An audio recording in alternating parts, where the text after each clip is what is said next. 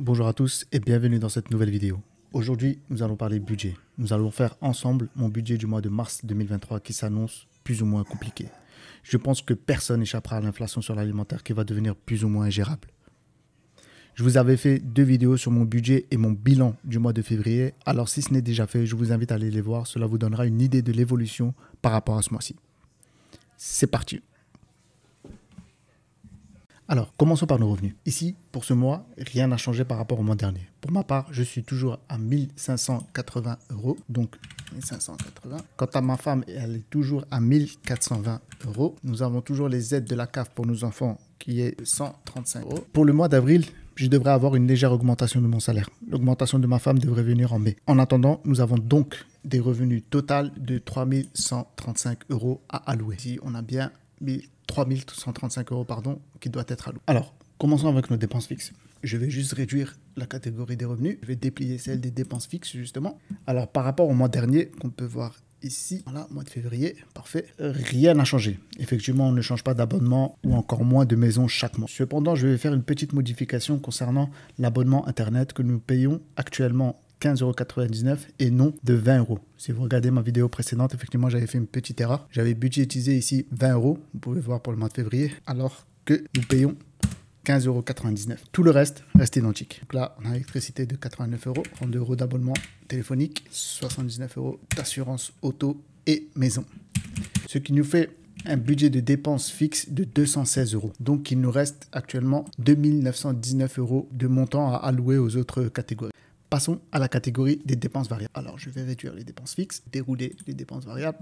Commençons par les courses. Alors là, pour le moment, je vais garder le même objectif que le mois dernier, c'est-à-dire 500 € pour 4 personnes. Sincèrement, je ne sais pas comment l'inflation impactera cette catégorie dans les mois à venir. J'estime pour ma part qu'un surplus de 40 € sera nécessaire, mais on attendra le bilan de ce mois-ci pour comptabiliser ça pour le mois prochain. On entend à la télé ou à la radio qu'il y aura des produits anti-inflation proposés par les différentes enseignes. Je ne sais pas à quoi cela correspond, mais on y fera attention avant de s'y précipiter. Je pense qu'on diminuera notre consommation de viande, car la hausse des prix chez le boucher est une aberration. Ce qui est sûr, c'est que nos habitudes de consommation doivent clairement changer. Passons au carburant. Alors, bonne nouvelle. Ce week-end, j'ai eu la chance de profiter de l'offre Leclerc concernant le carburant à prix coûtant. Donc, j'ai pu faire le plein de mon véhicule. Qui plus est, celui-ci était complètement en rate d'essence. Donc pour l'essence, on budgétise toujours comme le mois précédent 250 €, étant donné que nous avons un véhicule chacun. Ensuite, les loisirs. Étant donné que les vacances sont terminées et donc qu'il y aura moins de sorties coûteuses avec les enfants, on estime que 100 € comme le mois dernier est largement suffisant, soit pour les restaurants, soit pour les quelques petites sorties qu'on fera les week-ends. Pour le shopping, cette catégorie est mensualisée. C'est 50 € mensuel et donc on utilise rarement l'enveloppe shopping tous les mois. 50 € mensuel est suffisant. De plus, on est plus fan des produits de seconde main depuis quelques temps et cela nous évite les magasins car les prix ont également fortement augmenté. Et je vous parle même pas des faux soldes. Passons à la catégorie brico déco. Alors cette enveloppe a été explosée le mois dernier. Je vous invite à aller voir la vidéo que je mets en haut à droite et dans la description. En plus, ce mois-ci, on a décidé d'acheter une colonne, un meuble pour la chambre de mon fils chez Ikea. La colonne seule vaut 150 €. Je ne sais pas si vous imaginez le prix démentiel pour une colonne seule. Je trouve ça personnellement scandaleux. C'est bien beau de mettre tout sur le dos de la guerre en Ukraine, mais je pense sincèrement que certaines enseignes en profitent largement. Voilà, ça c'était mon petit moment de coup de colère. Donc pour ce mois-ci, on va budgétiser 200 € brico déco. Donc 150 € pour la colonne et sûrement 50 € pour quelques petites bricoles par-ci par-là. De plus, on sait pertinemment qu'une fois qu'on rentre chez Ikea, on ressort rarement avec un seul produit. Alors, petit aparté, on y pense rarement lors d'un achat immobilier. Il faut savoir, lorsqu'on compare un achat immobilier à un loyer, par exemple, il y a un phénomène qu'on nomme l'effet affectif. Personne n'en parle, personne n'y pense, et ça, c'était notre cas. Ce phénomène induit une dépense plus ou moins importante que l'on alloue à notre maison et que nous ne le ferions pas en tant que locataire. Donc, sincèrement, pensez-y lors de votre achat. Je ferai une vidéo là-dessus sur le comparatif achat-location qui pourrait vous plaire. En tout cas, je l'espère. Passons à l'enveloppe scolarité. L'école n'a prévu aucune sortie particulière pour ce mois-ci. Donc ce mois-ci, on va mettre tout simplement 0 €. Ne rien mettre du tout, c'est pareil. Fête ou anniversaire ce mois-ci, c'est également 0 €. Cette enveloppe sera à remplir pour le mois prochain. On va réfléchir aux cadeaux qu'on peut offrir et budgétiser ça à la fin de ce mois pour l'intégrer dans une enveloppe. La santé, alors là, c'est plus ou moins la roulette russe. Avec les remboursements des mutuelles et de la sécurité sociale, on ne sait jamais quoi mettre. Pour moi, ici, je garde le même montant que le mois précédent, à savoir 20 €. Vient ensuite le sport, 20 €.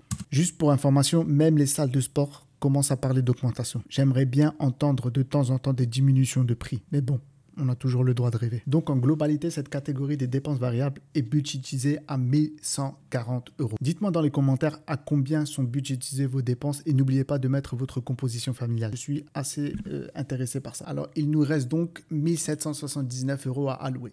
On va passer à la catégorie des dettes. Ici, pas de grand changement. Je dois toujours 800 € à mon banquier, malheureusement. 800 ici. Par contre, je compte revoir mon assurance primo en juin, je pense. Donc, je vais faire un petit peu les tours des assurances et des banques, pourquoi pas, voire même des courtiers, pour voir s'il est possible de diminuer l'assurance de mon prêt immobilier, tout simplement. Alors, je ne sais pas si vous aussi, vous comptez acheter votre résidence principale, mais les taux immobiliers ont tout simplement explosé. Alors j'ai ma soeur qui a voulu acheter sa résidence principale. Elle est passée d'un bien recherché de 100 mètres carrés à un bien de 80 mètres carrés. Clairement, elle a abandonné son projet. Dites-moi aussi dans les commentaires si vous aussi vous avez des soucis au niveau des taux immobiliers ou peut-être des prix immobiliers dans votre région. Je serais intéressé par ça. Alors continuons. Donc je dois aussi 180 € à ma belle-maman qui a eu la gentillesse de nous prêter une somme pour constituer l'apport de notre crédit. Donc Hélène, si tu passes par là, gros bisous. Et oui, il y a des beaux-fils qui aiment leur belle-mère, je vous assure. Donc la catégorie des dettes, nous allons la budgétiser à 980 €. Donc voilà, donc là, il nous reste 799 € à allouer à nos épargnes. Je ferai une vidéo sur comment je place mon argent concrètement. Je vous montrerai mes livrets, mon PEA, quelles sont les actions dans lesquelles j'investis, etc., etc. Je pense clairement qu'avec ce qui se passe sur la réforme de retraite, il est indispensable de préparer son avenir.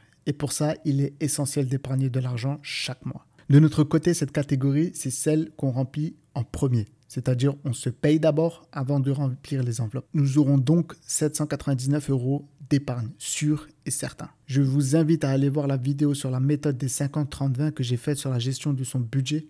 Ça pourrait clairement vous aider à gérer son argent. Alors, nous allons répartir cet argent sur les livrets A de nos enfants. Donc, je mets toujours 20 €.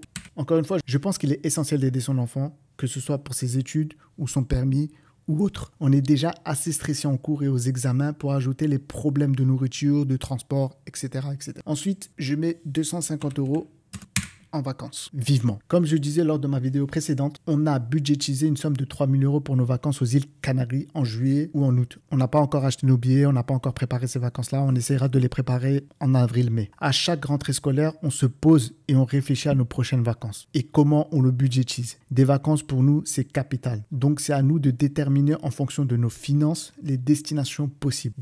Ensuite, le fonds d'urgence est une épargne extrêmement importante. C'est cela qu'on a renfloué en premier.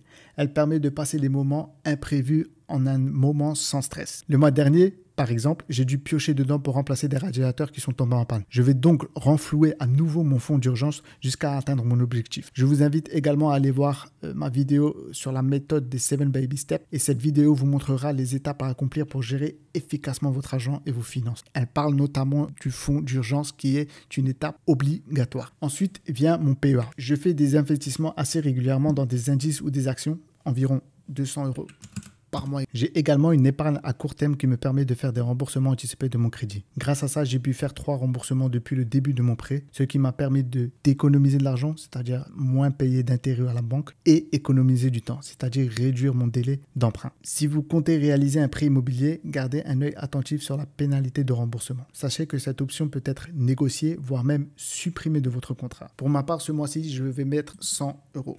Plus vite je rembourse mon crédit, plus vite je me sentirai plus libre et en plus de cela, avec un crédit en moins de 800 € que je pourrais allouer à d'autres catégories. Voilà, il me reste donc 109 € à allouer à mon épargne. Ici, je vais les mettre dans mon CTO, 100 €.